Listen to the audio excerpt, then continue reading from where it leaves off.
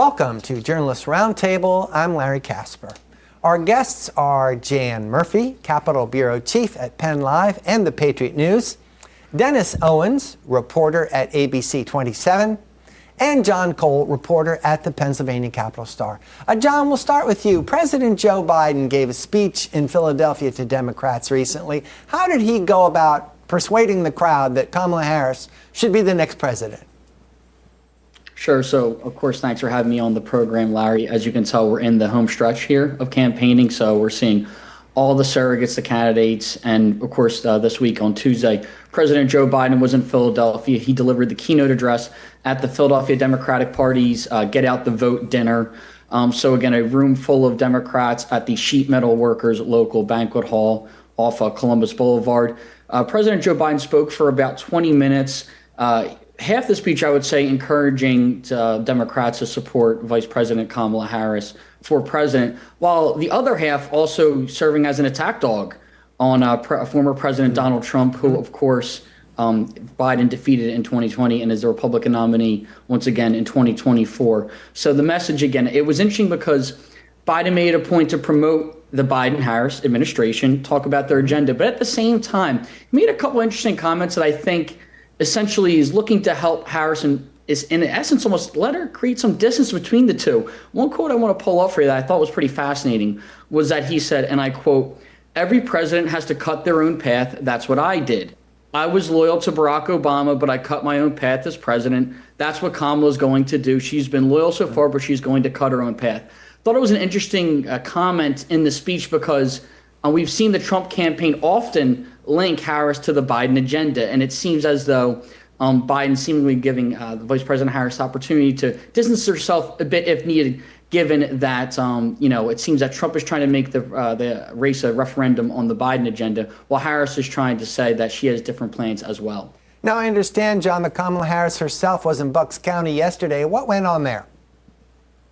Yes, so Vice President Kamala Harris made an appearance yesterday at Washington Crossing, a historic site, of course, where people know during the Revolutionary War, George Washington led them across the Delaware River.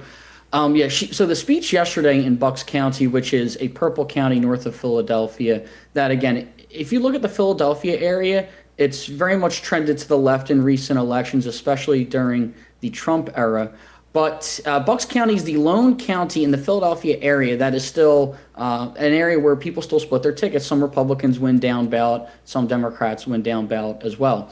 And Harris's message was pretty clear yesterday that she's trying to win over some of these disaffected Republicans, some of the Republicans over the past decade or so that are conservative, but they don't like the way the party has shifted in recent years. So she welcomed with her on stage former Congressman Adam Kinzinger, who is a Republican from Illinois, former Congressman Jim Greenwood, who is a Bucks County Republican who served in Congress for a decade as a Republican, is actually supporting Harris's candidacy and is the Republicans for Harris Pennsylvania co-chair. So the message from Vice President Harris yesterday was that she tried to, I guess, preach a message of unity, trying to win over those Republicans who, again, may not be fans of Trump. Maybe they're on the fence. They don't exactly have a home right now, they think, in politics. And she's trying to win them over, making the case that she will hear them out. In an effort to win those voters over, she said that she would appoint a Republican to her cabinet, as well as creating a bipartisan council on solutions. So it seems that she's making a distinct effort to win over some of those moderate to independent Republicans. And in the area in which she did it was significant because, again, I think Bucks County is an area when we look on election night, look at Bucks County and look at some of the results there because, again, there's a rich history there for decades of people splitting their ticket in that area. John, let's look at the other side of the presidential ticket and consider that Donald Trump was in the Philadelphia suburbs for a town hall. And you know how these events can go. Campaign stops can start to sound alike. But something unusual happened at this event that cut it short. And you were there. What happened? Correct. So former President Donald Trump was in Montgomery County on Monday evening. That was his first public campaign visit to the Philadelphia suburbs in 2024. He was in Bucks County, I think, a few months ago for a private fundraiser, but this was his first public appearance for a scheduled town hall. South Dakota Governor Kristi Noem was set to facilitate the conversation.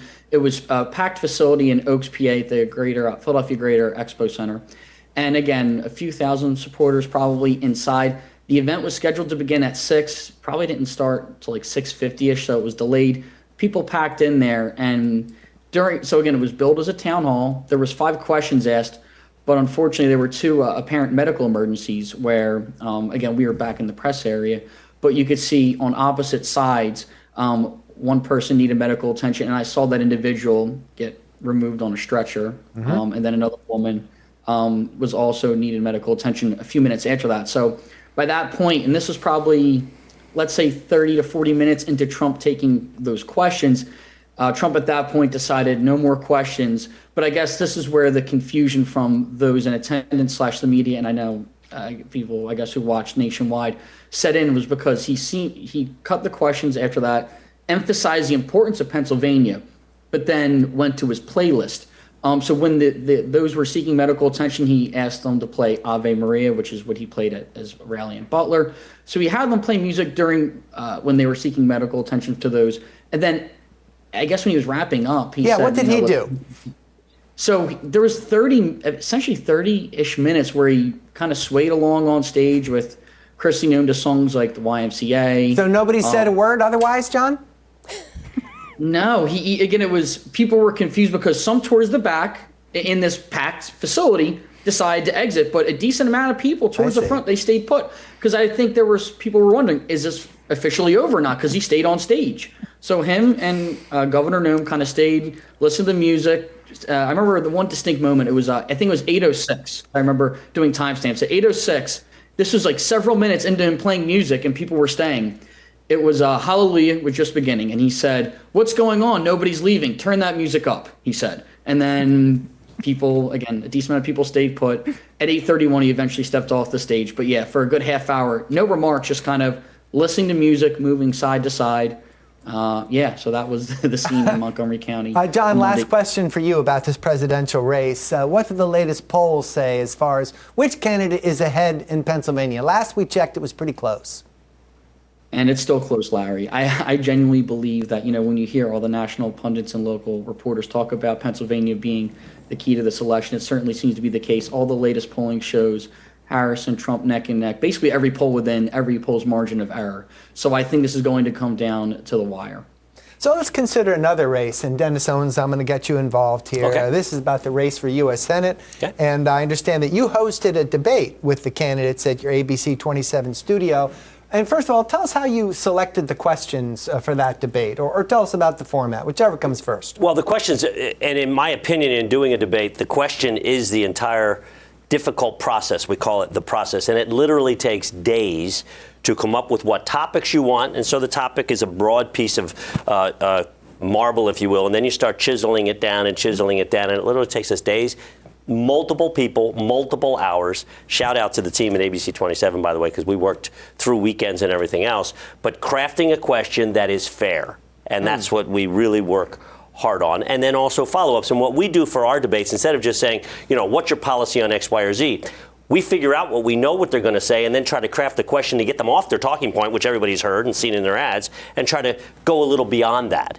But also, again, being fair. Sounds like you're trying to anticipate a follow-up to the obvious question. That's correct. And almost every one of our questions does have a follow-up built in, but that's where a lot of the work comes from. But that's behind the curtain on debates. Bob Casey and Dave McCormick. Bob Casey was his usual self, unflappable, kind of, same tone, same demeanor throughout.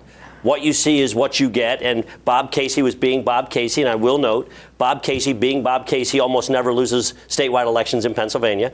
And Dave McCormick, obviously the Republican challenger, was much more aggressive, much more animated, and went at it a little more. Polls would suggest, if I can anticipate perhaps one of your next questions, that Bob Casey through the summer led 4, 5, 6 points. The latest polls suggest it might be as tight as 2. The candidates themselves have been saying all summer long, this is going to be close. It's going to be razor thin, even though the polls throughout the summer didn't really show that. Well, so much for the candidates' disposition and the status of polls, but let's consider some of the issues. For example, how did they contrast on big issues like the economy? We always hear that's at the top. So the economy is a big contrast. Bob Casey wants to blame greedflation and shrinkflation, and he wants to crack down on companies that are doing that, though admittedly there's limited things you can do with that, but he says that's the reason we have inflation. Corporate profits have zoomed. Dave McCormick says, no. The economy is a Biden-Harris problem, and Bob Casey's voted for all of it, and it's all this spending that we've been doing, government spending, which is off the charts, and all that money is what has caused inflation. So those are two very, contrasting thoughts on what is the cause of inflation and the economic problems. When you and the ABC staff chiseled those questions into stone, as you put, was abortion among those questions something you wanted to address? Well, it's funny because, and I should point out too, our corporate folks are in Texas. They send several other people from there as well. It's a big deal because it went Oh, is that right? It went nationwide Didn't occur to on me. News Nation. We're owned by Nexstar. Nexstar owns News Nation, and the thing was televised nationwide. So they sent some people in as well. Good to know. And people from out of the area is like, are we getting tired of the topic of abortion? I said, well, in Pennsylvania and in this race especially, abortion is important. Here's why. Bob Casey's dad's name was on the law, right? His dad, the governor, was obviously against abortion. Pro-life. Right. And Bob Casey has some people's words flip-flopped, other people's words evolved, whatever, but his position has changed on it. But when he first ran for the U.S. Senate, he ran as a pro-life Democrat. So the question was to him, what do you say to those people that voted for you as a pro-life Democrat? What are you telling them now? And he went on to say that when Roe versus Wade was overturned, that's when he had a change of heart on it as well. That he's still pro-life, but he doesn't believe government should be telling. Dave McCormick, in our primary debate, didn't artfully appropriately perhaps answer a question of, he didn't verbalize it correctly, and some people took it to mean he did not support abortion in the case of rape and incest. So he had the chance to clarify his position that he does support those three exceptions: rape, incest, and life of the mother, health of the mother. So anyway, in this Senate race, many Senate races, it might not be a big topic, but I felt in Pennsylvania, with those two characters, it was important that we hit that topic. And we keep hearing about immigration at our southern border. Did that come up during your debate? Immigration did come up, and of course, Dave McCormick tying Bob Casey to the Harris-Biden team. And he, of course, saying that we need to get tougher at the border, and that the Democrats are the ones that are the cause of that problem, and that he would be more strict at the border. Let's turn away from the election for a couple minutes, gentlemen. Can we do that? Just for a few. Please, can we do that? We're going to return to it, so save your energy, conserve that energy, and we're going to get Jan Murphy involved. Jan, I want to talk to you about a story you wrote about teachers having a rally at the Capitol about their retirement benefits. What's at issue there? Well, our retired state government employees and retired school employees who retired before 2001 have not had a COLA, a cost of living adjustment, since 2002. And they say historically, Pennsylvania legislature would approve cost of living adjustments like every 4 or 5 years when they were working. So they came to expect that they would see, a cost of living adjustment somewhere along the line. They were used to it. And so now it's been over 20 years. And then why did it stop, Jan? Why this interruption to that routine? That has to do with our big unfunded liability in our pension systems. That they just, if we would have given a COLA to them, it would have made the debt even bigger. And that still is the reason why this issue continues to remain unresolved, and I don't think it will get resolved before this legislative session is over either. But I think next week you'll see the House of Representatives pass a bill to grant a COLA, but it won't get through the Senate. The Senate is saying, we got this unfunded liability. We can't add to our debt. Right. So it's, well, tell us about that bill that's in the legislature now. Even though you're pessimistic, it's going to go through the Senate anyway. What does it include? Just give us the basics. I mean, I have to be honest. A COLA every X years, for example? No. It's a one-time deal. It would just. And the other thing about it is the folks that would get it, that population of people is shrinking by the year. Right now, the average age is between 80 and 83, and their pension benefits are less than $20,000. The argument that I've heard from some Republicans in the House is there was never any promise that you would get a COLA, so, accept it. But they also point out you have been getting your Social Security COLAs, so it's not like your income has remained flat since 2002. But, the point is that they saw how it was treated in the past, and they came to expect it. But Yeah, I know there's some support. There's Senate Republicans who are empathetic to their situation, but they know too it has to be paid for somehow. It's not just something that the money is there. So you could say there are two barriers to this bill going through, because you said you're pessimistic about it going through the Senate, but the legislative session ends at the end of this month? November 30th. Or November 30th. But they're only scheduled to be in 5 more days, like next week, Monday, Tuesday, Wednesday, and then 2 days after the election. And those last 2 days are ones that are expected just to be about, leadership elections and like reorganization after the election, after we know who's in control of the chambers and all that. So if nothing's resolved by November 30th, then when that session ends, they got to completely start over. Yes, is that right? That's right. The slate is wiped clean, and any legislation that was introduced and died has to be reintroduced and go through the process again. Hey, Jan, now keep the floor for this next subject as well. This involves Revenue Secretary Pat Brown. He's supposed to appear in front of the Senate and produce some documents and give us some detail on what's at stake. Sure. This is about a program that Revenue Secretary Pat Brown, when he was a state Republican senator, crafted this community revitalization program that's specific to Allentown. And it has, and how it worked is that it gave developers who built and rehabilitated buildings in this zone, in this like 128 acre zone in downtown Allentown, they would receive virtually all the state taxes that businesses in that district, all the state taxes that were paid, would funnel back to them, and then they could use that to offer lower rents to lure businesses into that downtown zone. And it's a 30-year program. And what some of the folks outside of Allentown are seeing is that these aren't new businesses that are moving into this district. A lot of them are businesses that are like outside of the zone that are moving there, and so it's not drawing new money, and it's taking some from other other senators' districts. And why does the Senate want to see these particular documents then? Well, they just want to see what this program is doing, who's really benefiting from it. But Brown says they're confidential. Is that right? That's it. They're tax returns, and they said some of these state taxes are only paid by a couple businesses in that zone, and so if he would release it, it would be pretty much like disclosing their individual tax returns, which is the law. He says the law prevents him from disclosing anything that's like an individual's tax return. So what could the Senate do to Pat Brown if he continues to refuse these records? And I understand there's an update that just happened yesterday. Yeah, well, last week the Senate passed a resolution saying that they directed the Sergeant-at-Arms to bring Pat Brown before the Senate within 3 legislative days, which this coming Tuesday is the 3rd day. And he's compelled to come before them and explain why he refuses to release the records.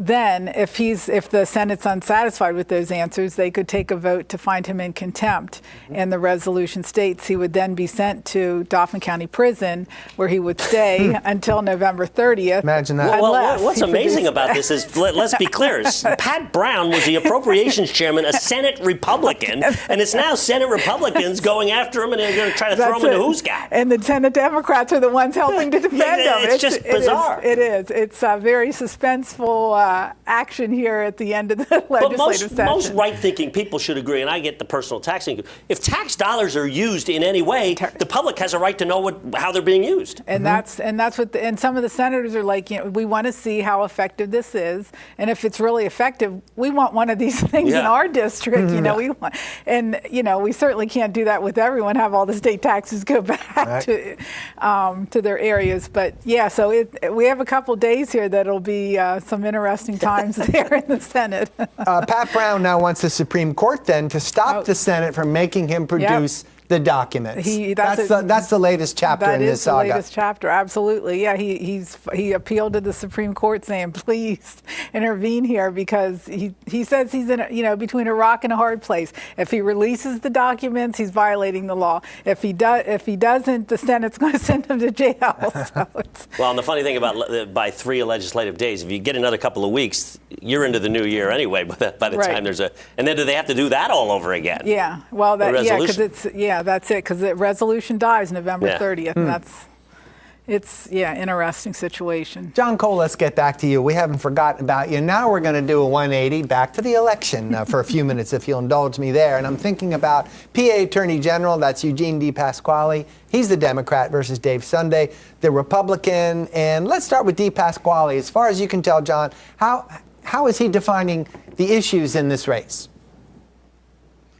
Certainly. So they've debated at this point 2 times, and after I give my answer, I'm sure, Dennis, I'd like to hear him chime in on this as well, considering he, of course, moderated one of those debates. Right. But yeah, so Eugene DePasquale served as the state auditor general for 2 terms in Pennsylvania as a Democrat, and he is running his campaign on making the case that he has statewide experience in the office of the Auditor General. He was able to do a bunch of things that he thinks will also translate to the Attorney General's office.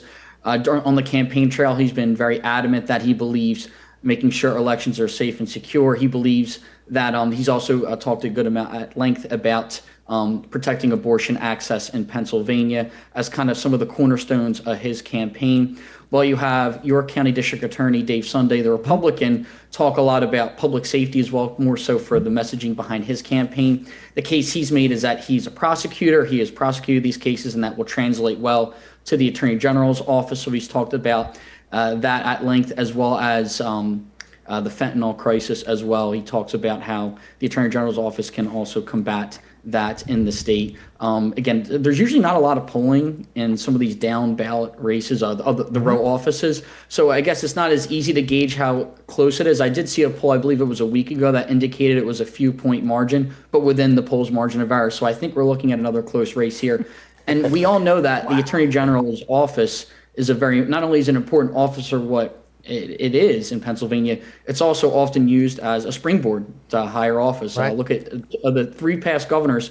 2 of them previously served as Attorney General. Tom Corbett, a Republican, and our current governor, Josh Shapiro, was once upon a time Attorney General. I know the joke is AG means almost governor, but it's an important race and an important office. But yeah, this should be an interesting race between DePasquale and Sunday. Dennis, as John pointed out, you moderated a debate between DePasquale and Sunday. What jumped out to you as contrasting issues? Well, the biggest thing to me was civilized. It was a very civilized adult debate. Nobody attacked each other. It was a great tone. But again, as John just pointed out, I think one of the big issues that Dave Sunday, the York DA, wants to point out is I am a prosecutor. I run one of the largest county's offices. And Gene DePasquale is like, I was the Auditor General, and I have run a statewide office, and that's a different game than being a local prosecutor. Right. Those are the 2 big arguments they're making each other. Josh, the one area we found disagreement on was abortion, and especially there's an abortion law, as you know, in Pennsylvania. Tax dollars are not to be used to fund abortion. That's been part of the law. Josh Shapiro made an exception when it comes to Medicaid dollars and lower income people and allowing those dollars. And he said, we're not going to defend the law.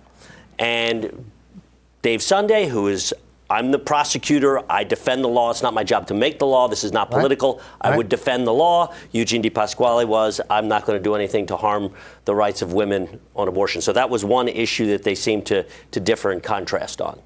If I may, there was one other issue I heard. There was like a minor, again, maybe it's not as pressing as abortion is, what polling would indicate. But I noticed that there was also seemingly some daylight between DePasquale and Sunday on marijuana legalization.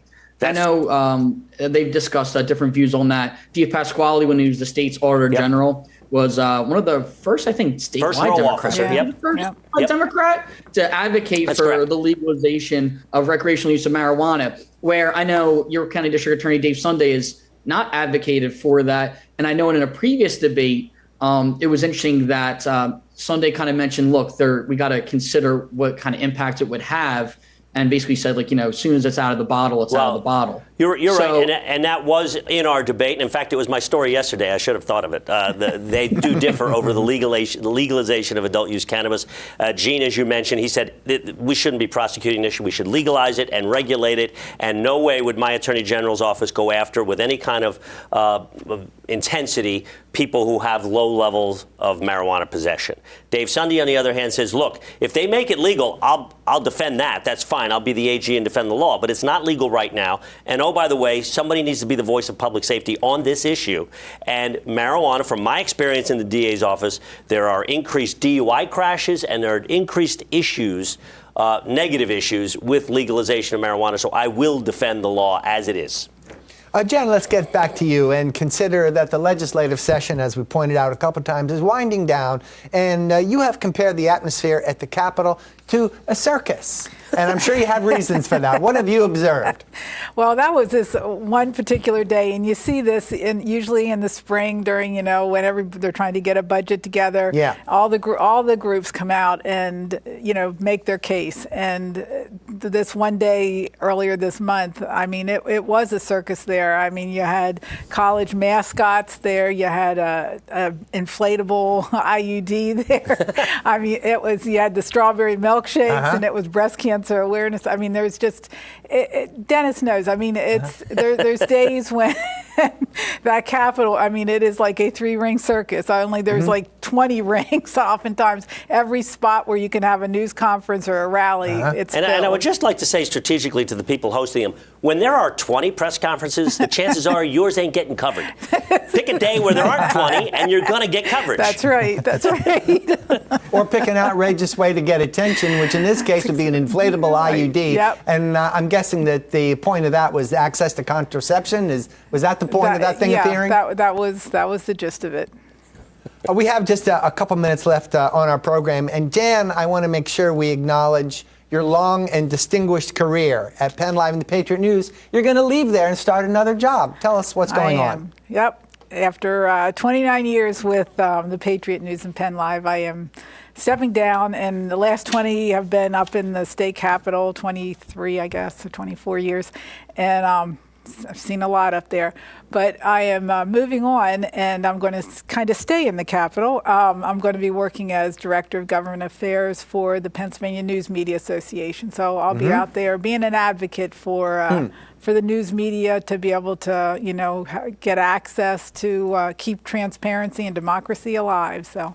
And if I could just say, Jan's been a gold standard of reporting, and you're certainly going to be missed. Thank you, Dennis. Our guests have been Jan Murphy, Capitol Bureau Chief at Pennlive and the Patriot News, Dennis Owens, reporter at ABC 27, and John Cole, reporter at the Pennsylvania Capitol Star. Thanks, everyone. Thank you. That's it for Journalist Roundtable. I'm Larry Kasper. Thanks for watching.